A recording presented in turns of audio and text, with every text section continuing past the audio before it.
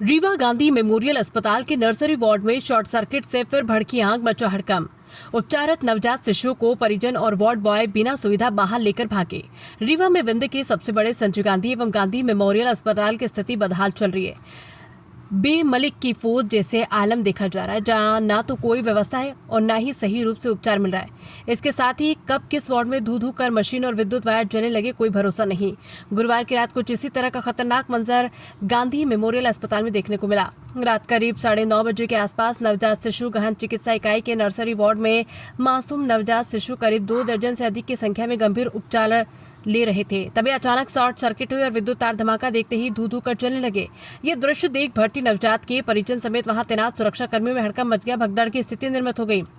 अस्पताल का अन्य स्टाफ मौके पर पहुंचा और भर्ती नवजात शिशुओं को सुरक्षित करने में जुट गया। मंजर ऐसा था कि आग की लपटों को देख कुछ मासूमों को परिजन लेकर भागते दिखे और कुछ को अस्पताल प्रबंधन के कर्मचारी किसी तरह जान बचाकर अपने बच्चों को परिजन बाहर लेकर पहुंचे। अस्पताल में लगे फायर सिस्टम की मदद से आग पर काबू पाया गया, लेकिन तब तक उन मासूम नवजात शिशुओं की हालत खराब हो गई जो बच्चे नर्सरी में फूल की तरह नाजुक हालत में रखे थे।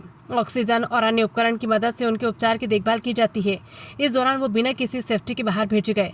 जानकारी लगते ही विभाग के इंचार्ज मौके पर पहुंचे। फिलहाल आग पर काबू पाया गया। इसके बाद अब आग लगने के कारणों का पता लगाया जा रहा है। इस आग होने की घटना में अचानक उपचारत मासूमों को किसी उपकरण के बगैर बाहर निकाला गया। उनकी हालत कैसी हो गई ये तो उनके परिजन और अस्पताल प्रबंधन ही बता सकता है।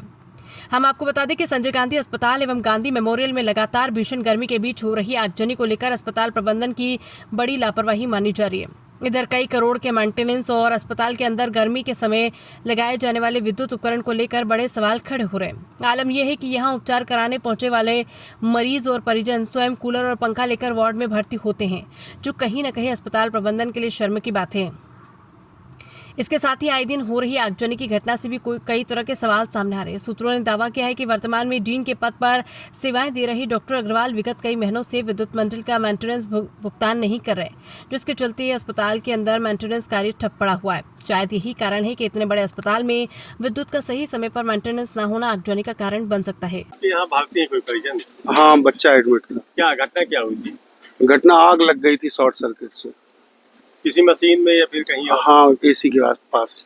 ये गहन चिकित्सा है? गहन चिकित्सा नर्सरी जो बच्चों का, छोटे बच्चों का वार्ड है। फिर कैसे आग को बुझाया गया? अभी वहाँ से हड़बड़ी मची, बच्चों को बाहर लेके आ गए। अंदर क्या किए पता नहीं, कोई अब जानकारी नहीं। कोई बचाव दल आया था? कोई सुरक्षा? हाँ, यही की टीम जो दौड़ कर गई है, उसके अलावा और तो कोई नहीं आया। बच्चे सुरक्षित है? बच्चे मेरा तो सुरक्षित है, मैं नीचे लेके आ गया था। अब ऊपर लेके वहाँ से निकल? हाँ, सब लगभग निकल के भाग रहे थे। आप लोग कहाँ से आए थे? क्या रीवा के ही है। बच्चा बीमार था, अभी पैदा हुआ था, बीमार था तो एडमिट था।